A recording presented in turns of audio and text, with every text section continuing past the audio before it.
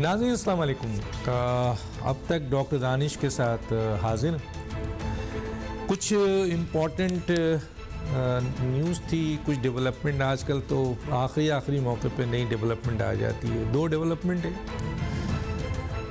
तोशाखाना के केस के हवाले से केस भी बना है, उस पर इमरान खान साहब की नाअहली भी हुई है और उसके बाद वो केस करप्ट प्रैक्टिस के हवाले से कोर्ट में भी जा चुका है।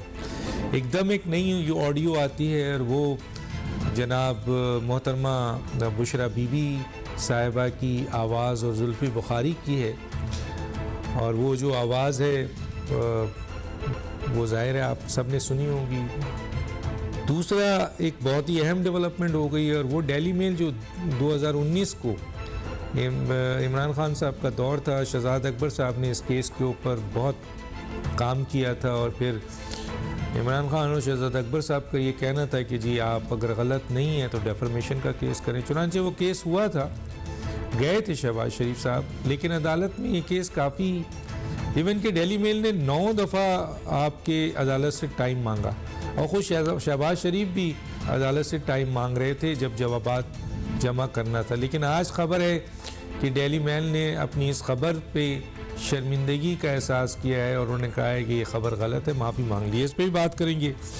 इसके अलावा इत्तेहादियों में से इस बुनियाद पे इख्तलाफात सामने आ रहे हैं कि इमरान खान साहब और हुकूमत के मुज़ाकरात के हवाले से, इत्तेहादी हुकूमत है इनके दरमियान इस पर इख्तलाफ है, इस पर बात करेंगे। पंजाब हुकूमत की तहलील के हवाले से कुछ टेक्निकल लीगल पॉइंट है, उस पर भी बात करेंगे। और इमरान खान का एहतसाब शुरू हो रहा है काफ़ी जगहों पर, उस पर भी बात करेंगे, टाइम मिल गया। हमारे साथ जो गेस्ट हैं आइए उनका तारुफ कराते हैं। मेरे साथ है मुफ्ती किफ़ायतुल्लाह साहब, रहनुमा JUI। जान अचकज़ई साहब हैं आपके तज़कियाकार, आपका बहुत शुक्रिया आप दोनों का। बैरिस्टर गौहर खान साहब हैं, एडवोकेट हैं, सुप्रीम कोर्ट के रिप्रेजेंट करते हैं पाकिस्तान तहरीक इंसाफ को, आपका बहुत शुक्रिया आपका। और इसके अलावा शौकत बसरा साहब है, रहनुमा PTI के। तो सबसे पहले हम आ जाते हैं शौकत बसरा साहब के पास। बसरा साहब नहीं हैं तो फिर किसके पास आए? जान अचकज़ई साहब के पास आ जाते हैं। चले जी, जान अचकज़ई साहब, ये दो डेवलपमेंट है, इस पे क्या कहेंगे आप? जो अभी ऑडियो लीक हुई है उसके ऊपर, सुना है ऑडियो लीक आपने या मैं सुनाऊं? और अगर सुनी हुई है तो फिर मैं क्या जी बिल्कुल सुनी हुई है तो अब ये बताइए। जी बिल्कुल सुनिए तोशा खान। यस, ऑडियो लीक के ऊपर भी, और ये जो शहबाज शरीफ साहब की आपके डेली मेल ने जो माफ़ी मांगी है इसके ऊपर क्या कहेंगे दोनों खबर के ऊपर? देखिए, पहली बात ये कि तोशाखाना केस और पेचीदा हो गया है। जिस शख्स के बारे में PTI ने दावा किया था कि उन्होंने वो घड़ी खरीदी है ग्राफ की, उसने इनकार कर दिया। उसने एफिडेविट दिया, उसने वीडियो जारी किया कि मेरा नाम और दुकान और पता और स्टैम्प जो है वो जेली बना के ये ट्रांजैक्शन शो की गई है। अब इसका मतलब है कि इमरान खान साहब ने जो दावा किया था अपने कागजात में, डॉक्यूमेंट्स में, जिसकी बुनियाद पर उन्होंने इनकम स्टेटमेंट बनाया था, जिसके बुनियाद पे उन्होंने ये सारे ट्रांजैक्शन शो किए थे अपने कागजात में, तो वो उस पर बहुत बड़ा सवालिया निशान है कि एक फर्ज रसीदों और डॉक्यूमेंट की बुनियाद पे उन्होंने अपनी लाइबिलिटीज़ और अपना इनकम स्टेटमेंट जो है वो अपने कागजात में उस वक्त शो किया था। तो इसका मतलब ये है कि जो शक किया जा रहा था कि कोई फैक्ट्स छुपाए जा रहे हैं, उसमें आज ये साबित हो गया कि सदाकत है। दूसरी बात ये कि जो सिंपल यानी हर जो लॉयर है, मेरे साथ बैठे हुए दोस्त, हमारे कानून का स्टूडेंट समझता है कि आपने जो इनकम शो किया वहाँ पे जो कंसीलमेंट ऑफ फैक्ट है वो उसके इम्प्लिकेशंस हैं। लाजमी बात है कि आगे जाके जो बुनियादी आईनी जो थ्रेशोल्ड है वो किन होगा, जिसका मतलब ये कि क्या इन्होंने जो है सादिक और अमीन इस बुनियाद पे अब आइंदा रहेंगे जाएंगे। तो ये बहुत बड़ा सवाल अब जो है पीटीआई के सामने, इमरान खान साहब के सामने खड़ा हो गया है। इनके पास डिफेंस अब कोई नहीं रहा। इससे अब ये बात साबित हो गई है कि तोशाखाना स्कैंडल एक बहुत बड़ा स्कैंडल था, और जो अभी कन्वर्सेशन आपने अभी इशारा किया कि लीक हुई है, उससे भी ये साबित होता है कि इमरान खान साहब के पास जो भी तोशाखाने के हवाले से गिफ्ट्स थे वो उन्होंने अपने दोस्तों के जरिए बिकवाए हैं, और उनका फिर कोई ट्रांजैक्शन और रिकॉर्ड नहीं है। और अगर ये बात अब नज़र में समझ आने वाली है कि किस तरह पीटीआई ने इस पूरे स्कैंडल को छुपाने की कोशिश की, जिस तरीके से उन्होंने कहा कि जी कुछ भी नहीं हुआ है, तोशाखाना अगर करप्शन है तो खान साहब ने कोई करप्शन नहीं की है, लिहाजा खान साहब के बारे में सीरियस ये एलिगेशंस जो है अब हमारे सामने आ गए हैं कि वो सादिक और अमीन नहीं रहे। तो वो बात पीटीआई के कारकुन और उनके जो फॉलोअर्स कहा करते थे कि खान साहब तो क्लीन है, उसने करप्शन नहीं की है, आज उस पर बहुत बड़ा सवालिया निशान हमारे सामने खड़ा हो गया है। अब ये कोर्ट्स में इलेक्शन कमीशन के बाद हाई कोर्ट में प्रैक्टिस के हवाले से केस है, ठीक है। मैं जरा सा वो शहबाज शरीफ का भी जरा बता दीजिए कि ये डेली मेल का तो वाकई बड़ा वो 2019 से ये केस चल रहा था सर। देखिए वो शहबाज शरीफ साहब ने मिस हैंडल किया, उनके पास फैक्ट्स नहीं थे जब उन्होंने जर्नलिस्ट को वहाँ पे सू किया, और वहाँ पे आपको पता है कि आप फैक्ट्स के बगैर काम नहीं कर सकते। उन्होंने बहुत कैजुअली उस केस को लिया था, उसको सही परस्यू नहीं किया था, और इसकी वजह से उन्हें एक आर्जी तौर पे एक सेटबैक हुआ, लेकिन अभी तक उसका केस का एक अल्टीमेट डिसीजन आना बाकी है। चले सर, मैं लेकिन जाहिर है कि जो एलिगेशंस लगा रहा है, इल्ज़ाम लगा रहा है, अगर वो माफ़ी मांग रहा है तो उसने कोर्ट में जाके यही कहना है कि जी मैंने गलत एलिगेशंस लगाया। वो अलग बात है कि उसके ऊपर जो केस बनाया है शहबाज शरीफ, उसको वो किस तरह डील करते हैं, उनका कोई नुमाइंदा होगा ज़रूर बात करेंगे। बैरिस्टर गौहर खान साहब, आपकी तरफ आता हूँ, इन दोनों केसेस को लेके कैसे देखते हैं? एक तरफ डेली मेल का वो एलिगेशंस और फिर अदालत में जाना शहबाज शरीफ का, फिर माफ़ी मांगना आज जो हमने सुना है, और अभी अदालत में ये ऑलरेडी केस है। दूसरा आपके ये जो ऑडियो लीक हुई है मोहतरमा बीबी बुशरा बीबी की और जुल्फी बुखारी की, ये उस केस में जो ऑलरेडी इसके ऊपर फैसला आ चुका है इलेक्शन कमीशन का, और अभी जो करप्ट प्रैक्टिस के हवाले से केस है, उसमें क्या इफ़ेक्ट करेगा सर? डॉक्टर साहब शुक्रिया। एक्चुअल जो ऑडियो लीक्स है, ये आजकल तो ये ऑडियो लीक्स आती रहती है, ये तो बड़ा गलत है। इस पे तो पीटीआई ने इटसेल्फ भी एक पिटीशन भी की हुई है कि इसका सारा सुप्रीम कोर्ट को भी चाहिए कि इसकी इन्वेस्टिगेशन हो, और सुप्रीम कोर्ट में पिटीशन पेंडिंग है, अभी तक उसको टेकअप नहीं किया गया कि इसको तय को पहुँचा जाए कि ये लीक्स वाकई हकीकतन हुई है, और अगर हुई है रिकॉर्डिंग ये हुई है तो ये किसने की है। जहाँ तक आज की एक है, तो अगर आप उनको देख लें, कट एंड फेस्ट है, 1 मिनट में टोटल तकरीबन कोई 20 सेकंड की कन्वर्सेशन है, और इस कन्वर्सेशन में पूरी डील हो गई है। और आज जो मैंने सुना है, जुल्फी बुखारी साहब ने भी उसकी बड़ी सख्ती से तरदीद की है कि कभी ना उन्होंने घड़ी बेची है, ना उन्होंने ख़रीदी है, न उनके सर्विसेज किसी सूरत में इस ज़िम्मन में लिए गए थे। अदरवाइज डॉक्टर साहब ये तो बड़ा क्लियर है, क्योंकि ये तो या तो एक बात आज आ जाती तो चलो एक कहा जा सकता है कि पहले कोई चीज़ छुपाई गई थी, अब उसको डिक्लेयर किया गया था। ये तो खान साहब ने डिक्लेयर था बैक इन दिसंबर 2019 में। अगर उन्होंने ये डिक्लेयर कर लिया था तो इलेक्शन कमीशन के सामने भी डॉक्यूमेंट्स फाइल हो चुके थे। तो मेरा ख्याल है अपोजिशन को और कुछ मिल नहीं रहा सिवाय उसकी 26 साल के जो सियासत की है, और उसने बिलियंस इन बिलियंस रुपए उनके हाथों अल्लाह ताला ने इस कौम को दिए और इतना बड़ा लीडर बनाया, तो इनको और कुछ नहीं मिल रहा है। इसी जस्ट वो तोशाखाना के पीछे चले हुए, और हमें उम्मीद है इंशाअल्लाह ताला जब इलेक्शन इस्लामाबाद हाई कोर्ट इस मैटर को टेकअप करेगा तो इंशाअल्लाह ताला हमसे रुखरू होंगे, और इलेक्शन इस्लामाबाद हाई कोर्ट हमारे हक में इंशाअल्लाह ताला फैसला देगा। दूसरी अदरवाइज मैं सिर्फ उसका जिक्र करूं जहां तक डेली मेल का है। यस जी सर।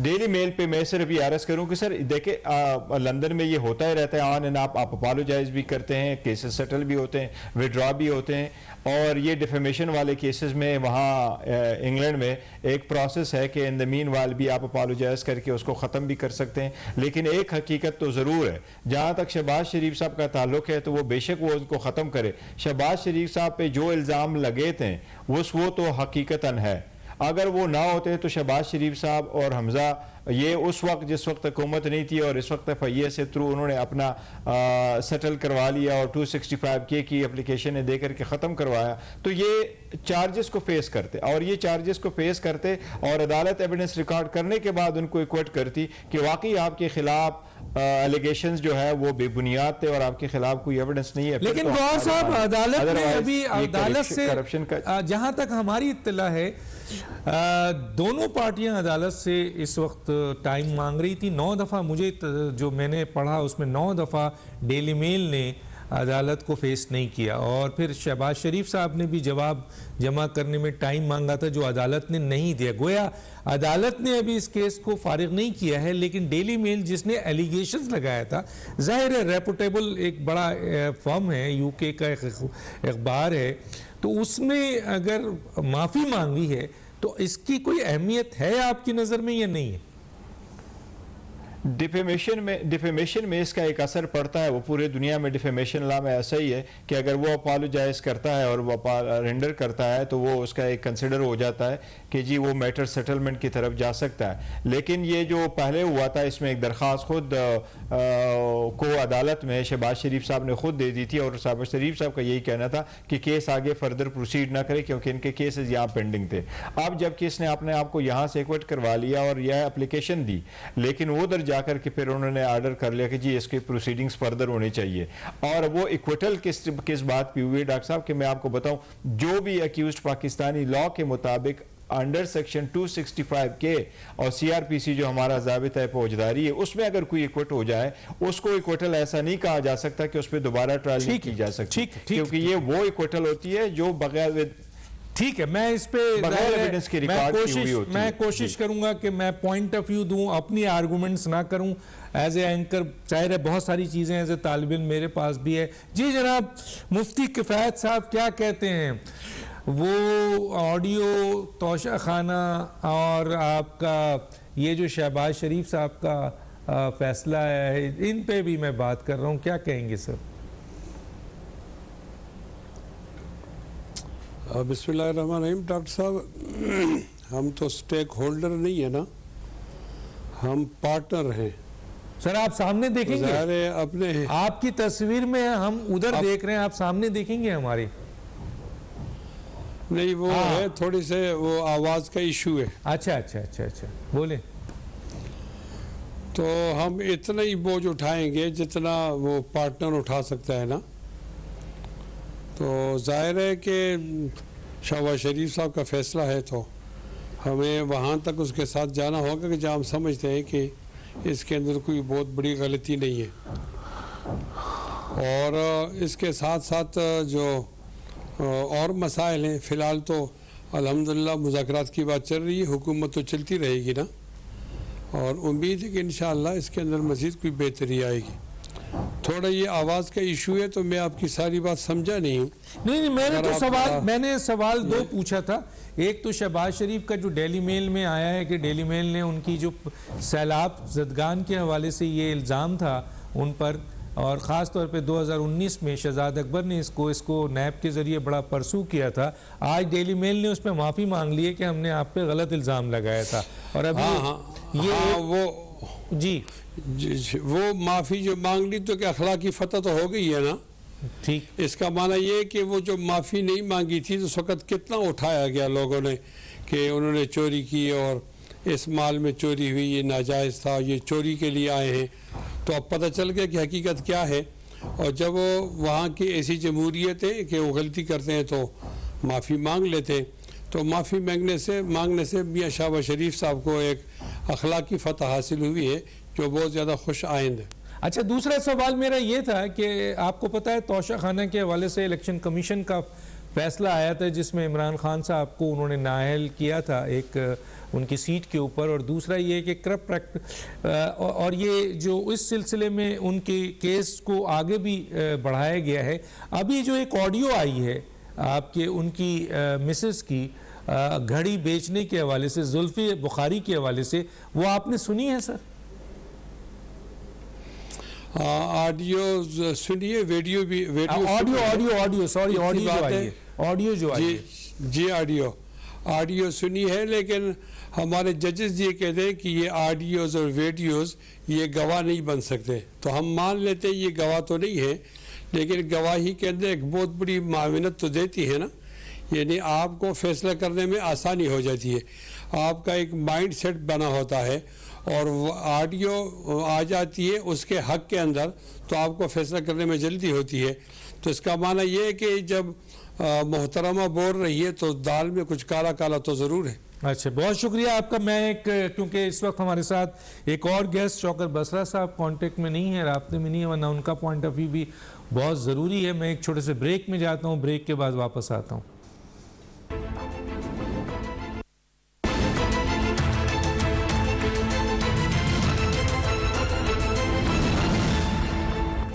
वेलकम बैक जी जनाब जान चकजई साहब, मैं आपसे ये भी ज़रा जानना चाहता हूँ, एक तरफ पंजाब उस असम्बली डिज़ोल्व करने की बात हो रही है, फिर उस पर बात होती है कि जी गवर्नर राज लगा दिया जाएगा, कोई कहता है जी डिज़ोल्व हो जाएगी, डिज़ोल्व होगी तो फिर क्या होगा, 5 साल की आपके असम्बली अगर इलेक्शन होते हैं तो वो तो 5 साल के लिए होगा, मरकज़ में जो है वो 8 महीना बाकी है, तो आइन इस सिलसिले में खामोश है, प्रैक्टिस यही है पाकिस्तान में कि जनाब दोनों का इलेक्शन एक साथ होता है। इस पे थोड़ा सा पॉइंट ऑफ व्यू आपका लूँगा। परवेज़ इलाही डिज़ोल्व नहीं करना चाहते, इमरान खान जो है वो डिज़ोल्व करना चाहते हैं, फिर क्या होगा?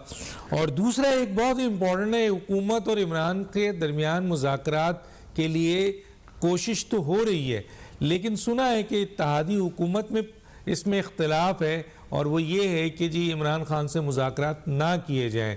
उनका ये कहना है कि इमरान खान से मुज़ाकरात इसलिए ना किए जाएं क्योंकि एक तो वो बहुत वीक विकेट पे हैं, दूसरा ये है कि जी इमरान पर एतबार नहीं किया जा सकता क्योंकि इमरान खान साहब फ़ौरन यू टर्न ले लेते हैं। क्या कहेंगे? देखिए डॉक्टर साहब, इमरान खान साहब इस वक्त बहुत कमज़ोर विकेट पे है। उनका लॉन्ग मार्च नाकाम हो गया, जो उनका दूसरा गोल था अपना मर्ज़ी का आर्मी चीफ लगाने का, उस गोल में भी वो नाकाम हो गए। इसी तरह गवर्नमेंट पे प्रेशर डालने के हवाले से जो लेवरेजेस है वो उनके पास अब नहीं रहे।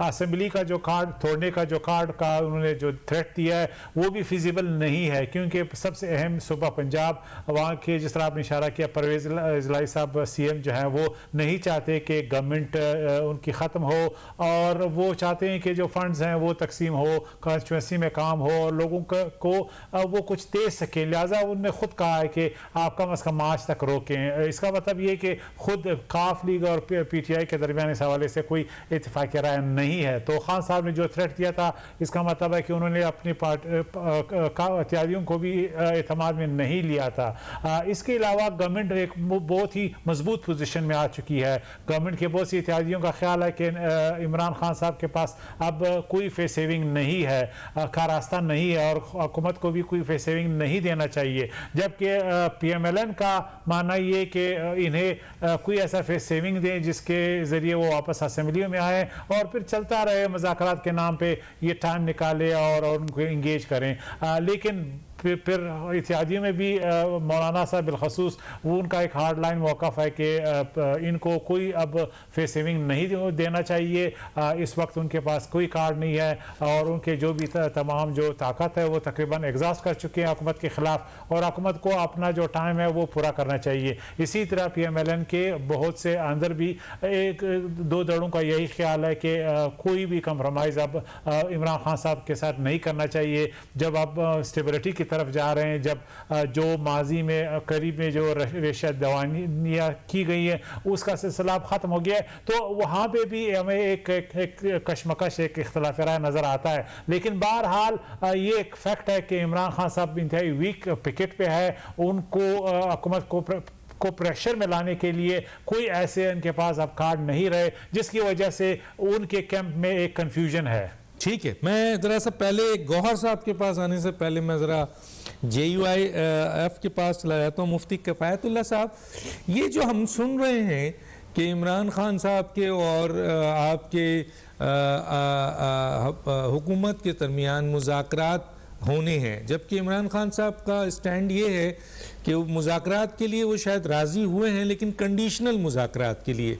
अच्छा, हुकूमत के हम देख रहे हैं इसहाक डार साहब 3 दफ़ा विज़िट कर चुके हैं, उसके हवाले से बात हो रही है। हुकूमत भी मुज़ाकरात करना चाहती है, सियासी जमातों में मुज़ाकरात हों, कोई बुरी बात नहीं है, लेकिन हम अंदर की न्यूज़ सुनते हैं।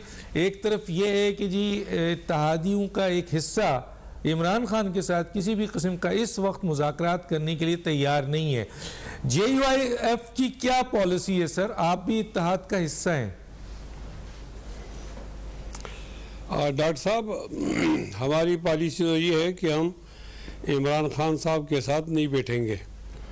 उसकी वजूहात है ना कि जब कोई आदमी ये कहता है मैं मुज़ाकरात करता हूँ तो संजीदगी उसके अक़वाल में नहीं होती, आमाल में होती है। तो ये देखा जाता है कि वो पहले कितना ज़्यादा सीरियस था मुज़ाकरात कराने में। ऐसे मौक़े आए हैं कि सियासी वाबस्तगी से बाला हमें बैठना चाहिए था। मैं समझता हूँ इमरान खान के ज़माने में ये 2 मौक़े कम अज़ कम ऐसे थे। एक जब गिलगित बल्तिस्तान का मौका बना था और एक जब कश्मीर का मामला था, और मुझे माफ़ किए तीसरा मौका भी था कि जब कोरोना आ गया था मुल्क के अंदर।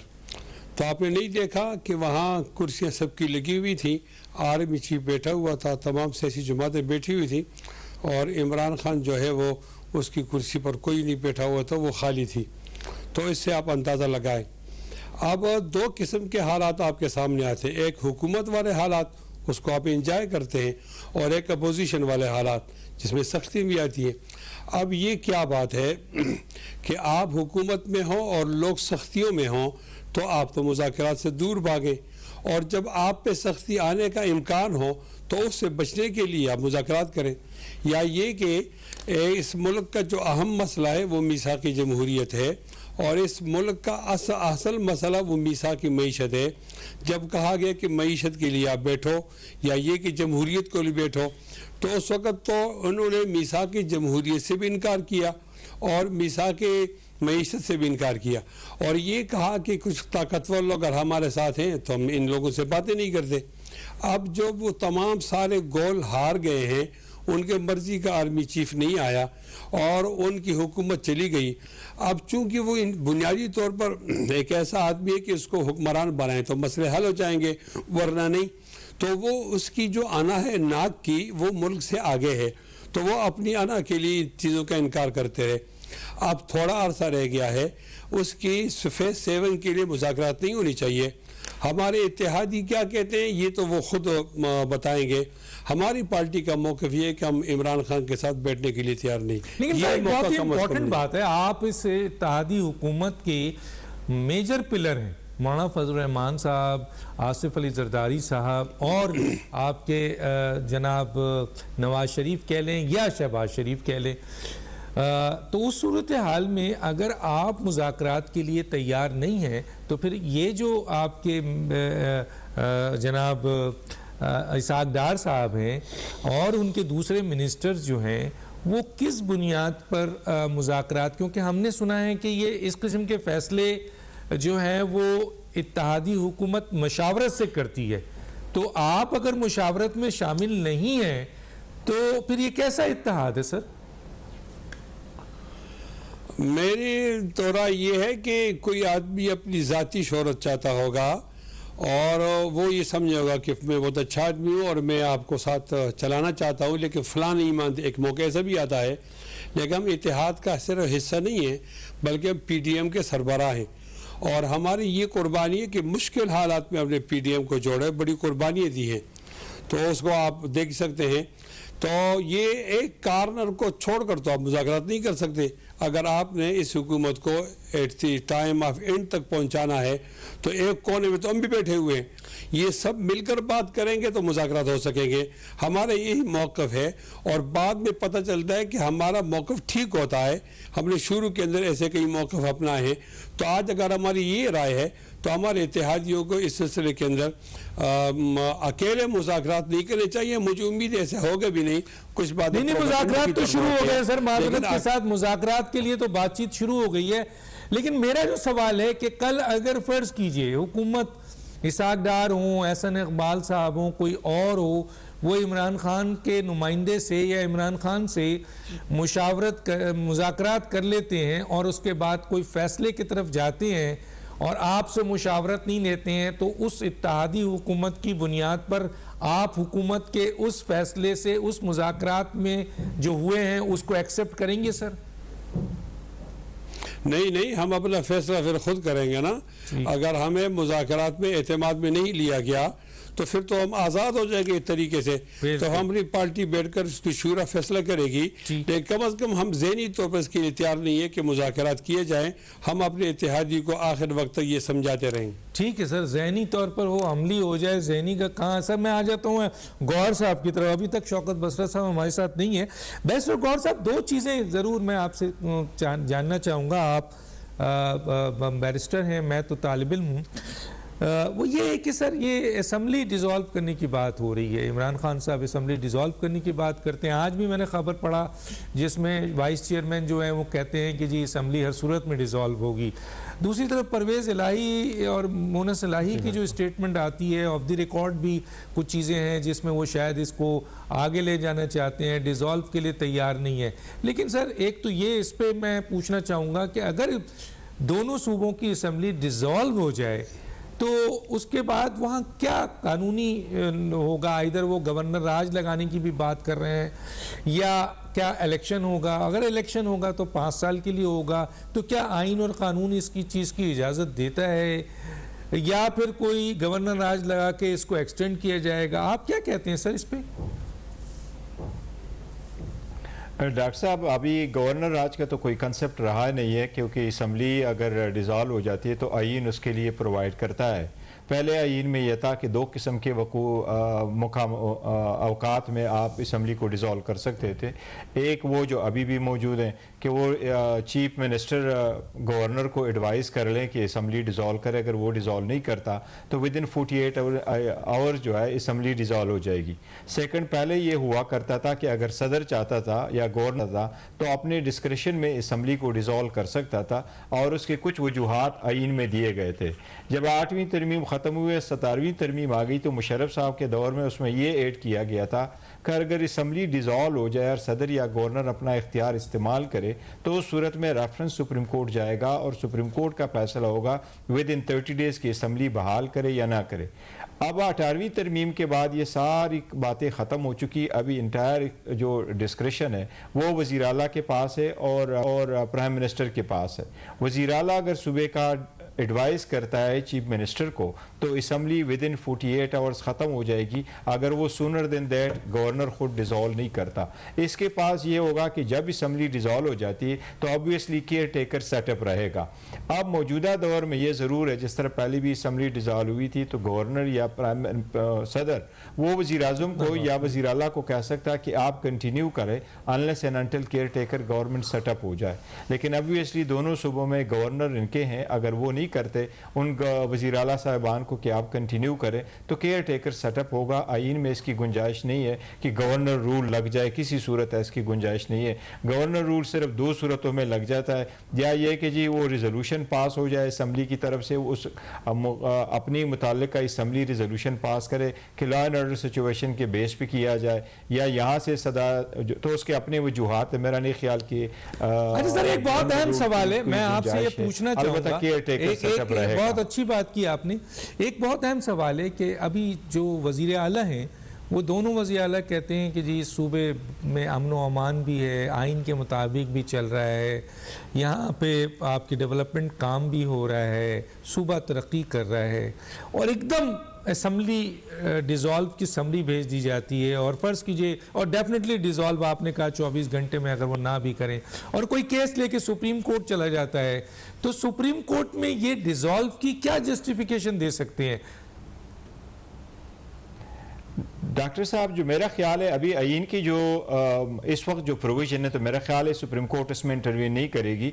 ये असम्बली का डिज़ोल्व करना एक पॉलिटिकल डिसीजन है, पहले भी ऐसे होते रहे हैं। आपको याद होगा 77 में भी भुट्टो साहब ने अपने दौर में भी अर्ली इलेक्शन करवाए थे और असम्बली डिज़ोल्व हो गई थी, और दुनिया में अक्सर ऐसा होता ही रहता है। आपको याद होगा 93 में भी नवाज शरीफ के दौर में भी सुप्रीम कोर्ट ने जो डिज़ोल्व असम्बली थी अंडर उस वक्त के आर्टिकल 58(2)B में वो रिस्टोर हो गई थी। कोर्ट ने रिस्टोर कर दी थी ना, मैं यही तो कह रहा हूं, क्या कोर्ट ये सवाल नहीं करेगी? मैं ये कह रहा हूं डॉक्टर साहब मैं ये कह रहा हूं कि उस वक्त का लॉ मौजूदा लॉ में फर्क है। मौजूदा 18वीं तरमीम के बाद इसमें सुप्रीम कोर्ट की मुदाखलत की गुंजाइश नहीं है। पहले सुप्रीम कोर्ट देखती थी क्योंकि वो डिस्क्रिशनरी पावर डिस्क्रिशनरी मैं अर्ज करता हूं 58(2)B में सदर का डिस्क्रिशनरी पावर होता था। मुशर्रफ के दौर में ये प्रोवाइड किया गया कि सुप्रीम कोर्ट, आप ये कहते हैं कि सुप्रीम कोर्ट के बाद वो खत्म हुआ है, इंटरफेयर नहीं करेगी क्योंकि ये पॉलिटिकल मैटर है 18वीं तरमीम के बाद। अब मेरा ख्याल है ये पॉलिटिकल इशू है,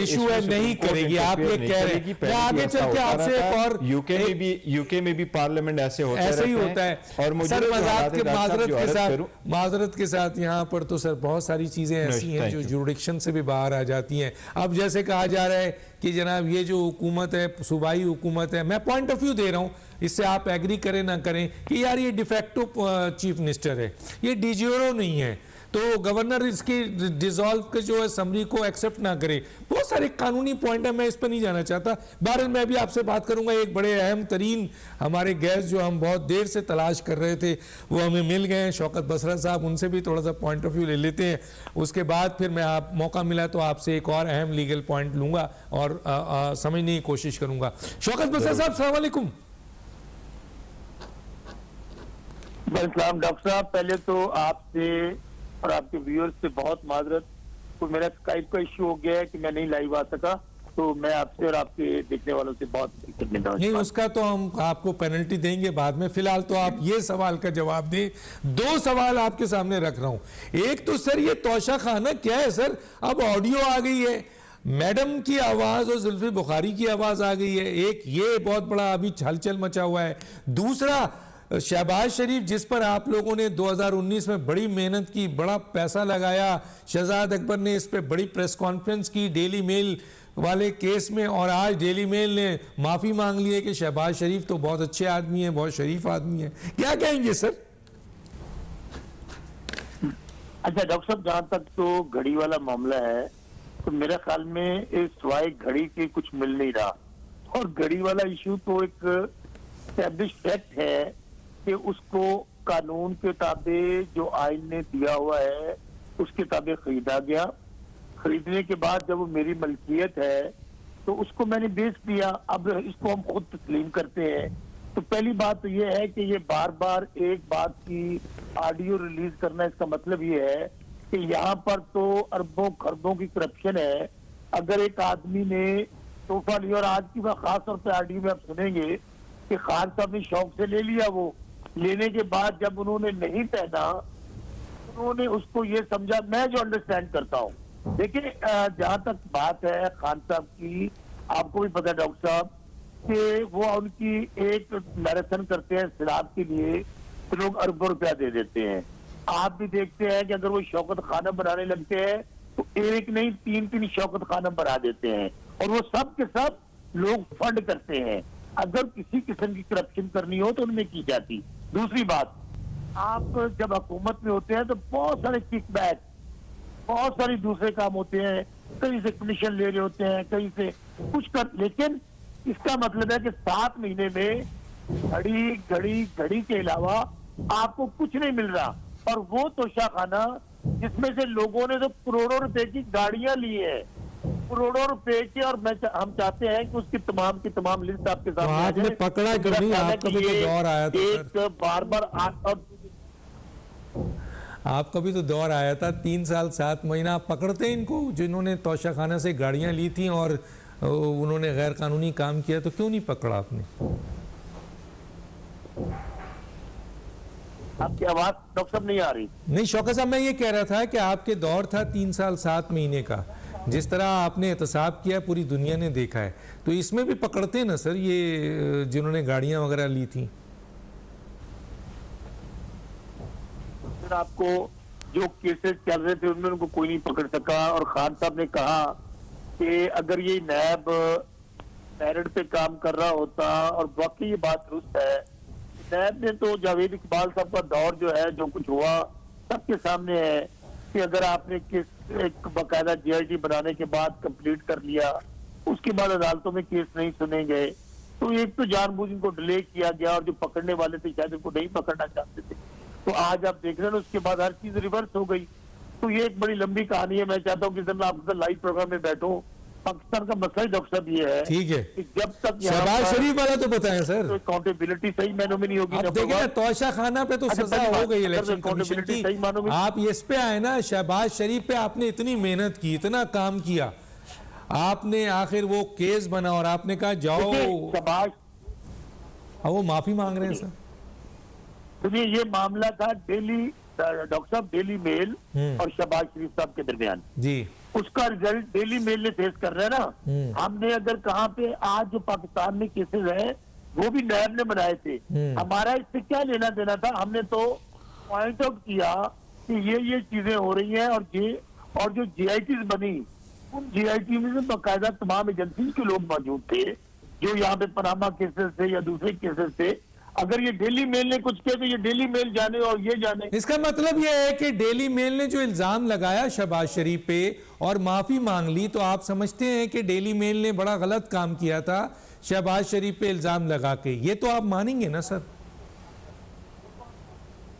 अच्छा देखिए, मैं इस बात की, क्योंकि अब चूंकि केस ट्रायल नहीं हुआ, उस वक्त तो बहुत सारी बातें की गई, फलां अकाउंट में पैसे आए, फलां अकाउंट में पैसे गए, और अब जाके डेली मेल ने बल्कि बहुत कुछ एक्सपायर्ड उस वक्त किया था।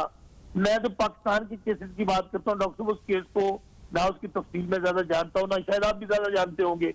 आप मुझे बताएं जो पाकिस्तान में केसेस है, क्या यहाँ पे किसी की अकाउंटेबिलिटी हो गई है? सर मेरे सवाल का जवाब तो नहीं देना, 3 साल 7 में मैं काउंटर नहीं करना चाहता, मेरे पास बहुत कुछ है। मैं एक और सवाल आपसे करूंगा, लेकिन एक ब्रेक ले लेता हूं और उसके बाद जो है फिर आपसे आकर एक सवाल करता हूं जो बहुत ही इंपॉर्टेंट है, और साथियों को भी कुछ टाइम देना चाहता हूं। छोटा सा ब्रेक।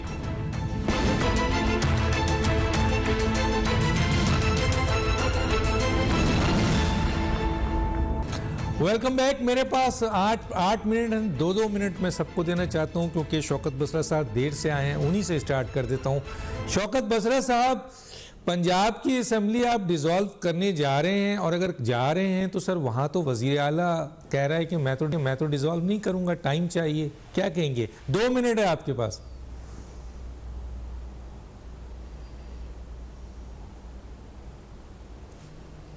शौकत बसरा साहब को मेरी आवाज़ नहीं आ रही है या मेरी आवाज़ उनको नहीं जा रही है? क्या कहेंगे सर? आवाज़ आ रही है? नहीं आ रही है।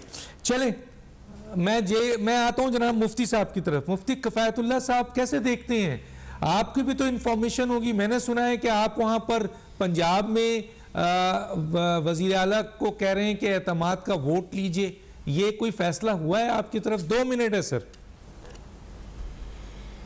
नहीं, पहले मैं असेंबली डिसॉल्व की बात करूँ ना। जी जी, मैं आपको यकीन दहानी कराता हूँ कि परवेज इलाही साहब असेंबली डिसॉल्व नहीं करेंगे। गुड। मेरे पास इसकी एक दलील है। अच्छा, अभी हाल ही के अंदर इमरान खान पे हमला हुआ, हमले के बारे में हमारा जो मौक़िफ़ है वो तो हो, लेकिन इमरान का मौक़िफ़ है कि वो हमला हुआ है, तो हमला तो उसमें जान चली जाती है। ये असेंबली तो सियासत है, वो इससे ज़्यादा सीरियस मौका था, लेकिन उस वक़्त तो परवेज़ इलाही साहब वो एक FIR दर्ज नहीं कर सके। अब जो आदमी हक बात पर FIR दर्ज नहीं कर सके तो वो किसी कहने पर असेंबली डिसॉल्व करेगा, ये मैं नहीं मानता। दूसरी बात ये डॉक्टर साहब, आप भी समझते हैं परवेज़ इलाही साहब की तादाद MPs की कम थी, आई एम सॉरी, तो वो किसी तरह इक़्तिदार तक पहुंचना चाहते थे, तो इनका कंधा इस्तेमाल किया। अब वो कोई पागल होगा कि वो अपने आप को नीचे गिराएगा, तो ये असेंबली तो नहीं टूटेगी। अलबत्ता अगर ये तोड़ना ही चाहते हैं तो अपनी ये असेंबली में ऐसा कोई इश्यू तो नहीं है ना यहाँ सरहद वाली के पीके वाली, इसको तोड़ दें, हमें एक इजाफी फ़ायदा हो जाएगा। वहाँ हमारा गवर्नर फ्रेश आया हुआ है, तो इंशाअल्लाह फिर हम आवाम की खिदमत करेंगे। तो ये मैं तोड़ने की मशवरा देता हूँ। और सूबाई असम्बली के एक के तोड़ने से कोई आम इंतखाबात तो नहीं होंगे, इलेक्शन कमीशन तैयार बैठा है, वो इंशाअल्लाह। ठीक है, मैं बसरा साहब की तरफ आ जाता हूँ। हो जाएगा। बसरा साहब, इमरान खान असम्बली तोड़ेंगे, एक तो ये क्वेश्चन मार्क है। दूसरा ये बताइए कि परवेज इलाही उनकी बात मानेंगे, कहाँ तक आप इस पे मुतमईन है सर? देखिए डॉक्टर साहब, आज तो बड़ी क्लैरिटी के साथ कोई इफ एंड बट नहीं रखा तो असेंबली तो टूटेगी। मेरी अपनी इंफॉर्मेशन भी आपको शेयर कर देता हूँ कि ये 20 से 25 के दरमियान असेंबली डिसॉल्व कर दी जाएंगी। अब परवेज इलाही साहब, आज जहां तक मुझे अपनी अंडरस्टैंडिंग है, मोनिस इलाही साहब की स्टेटमेंट्स भी, परवेज इलाही साहब की स्टेटमेंट्स भी आपके सामने है कि इमरान खान कहेंगे तो हम हर सूरत में असेंबली तोड़ देंगे। अब लेट्स सी, लेकिन कुछ मैं और भी चीजें देख रहा हूँ कि इस वक्त जो इंफॉर्मेशन कुछ थोड़ी सी है कि मेरा ख्याल है कि शायद उससे पहले वोट ऑफ नो कॉन्फिडेंस या इस किस्म का कोई मामला भी सुनने में आ रहा है। लेट्स सी कि क्या बनता है, उस वक्त तक तेज उस वक्त तक जाती है या नहीं जाती है।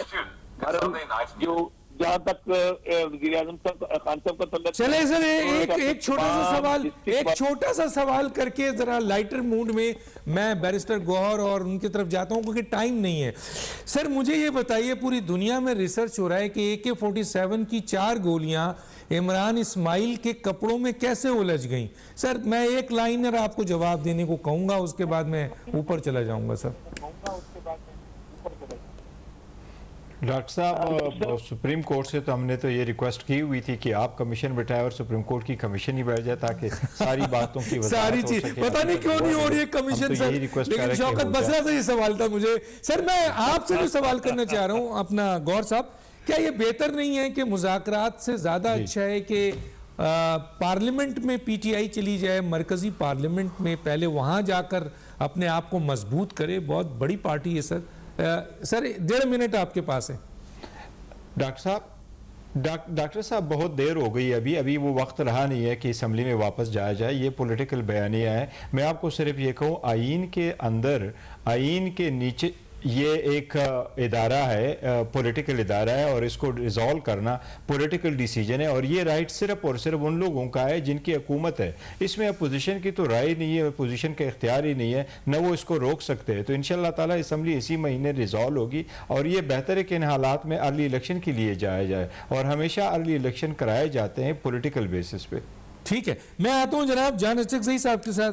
जान सही साहब, ये मैं सवाल जरूर करता हूं, जैसे शौकत बसरा से किया अभी तक, पता नहीं उनको मेरी आवाज आ रही है या नहीं आ रही है। आ रही है सर? नहीं आ रही है। तो जान सही साहब, ये 4 गोलियां जो हैं ये AK-47 की गोली है बकौल बाबर अवान की। आवाज आ रही है? तो बाबर अवान तो बड़े वकील हैं सर, तो ये 4 गोलियां कैसे उलझ गई सर?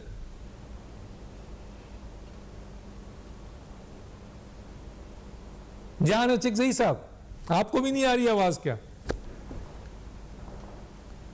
शौकत बसरा को भी आवाज नहीं आ रही है, फला को भी। चले मैं जरा गौर साहब, फिर मैं आपकी तरफ आता हूं। आवाज आ रही है? नहीं, आवाज नहीं आ रही। मुफ्ती साहब से बात कर लेता हूं। जनाब मुफ्ती साहब, क्या जी। मैं ये पूछना चाहता हूं सर कि क्या ये कहीं खबर है कि नवाज शरीफ साहब दिसंबर में वापस आ रहे हैं? तो जाहिर है आगे एक बहुत बड़ा मरका आ रहा है ना इलेक्शन का, तो कोई पार्टी तो बगैर अपने लीडर के इलेक्शन तो नहीं लड़ सकती, तो वो आ जाएंगे। और जब बारिश आती है ना डॉक्टर साहब, तो उससे पहले हवा के झोंके आते हैं ठंडे ठंडे। तो इसाक डार साहब आ गए हैं ना, लोग तो कहते थे इसाक डार नहीं आ सकते, तो जिस तरह इसाक डार साहब आ गए हैं, मैं समझता हूँ इस तरह नवाज शरीफ साहब भी आ जाएंगे और आकर वो मुस्लिम लीग नून की क़यादत करते हुए इलेक्शन करेंगे। अच्छा सर, एक बहुत ही बड़ा आपकी तरफ से एक सवाल आता है, शायद मौलाना साहब ने भी कहा है कि ये मुमकिन है। एक तरफ तो मुज़ाकरात की बात हो रही है, दूसरी तरफ कहा जा रहा है कि ये जो मरकजी हुकूमत है ये 1 साल और एक्सटेंड हो जाए। तो ये भी तो आप ही के कैंप से आवाज आ रही है सर, हुकूमत के कैंप से। तो ये तो धोखा है ना, फिर ये मुज़ाकरात वगैरह तो सब धोखा है।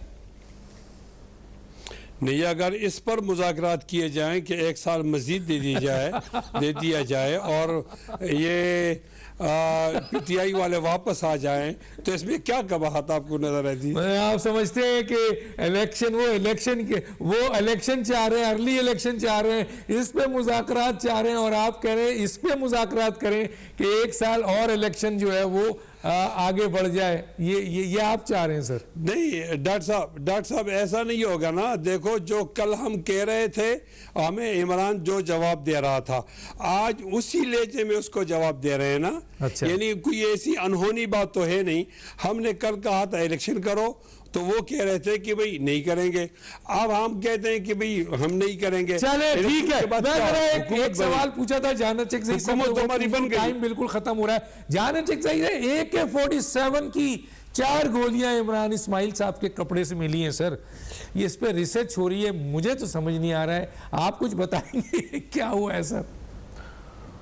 देखिए, बदकिस्मती से वाक़या हुआ है, एक इंसिडेंट हुआ है, उसको इमरान खान साहब ने शफाफ नहीं रखा। जो तफसीलात है हमारे पास, जो लीगल रिक्वायरमेंट थे वो नहीं हुए।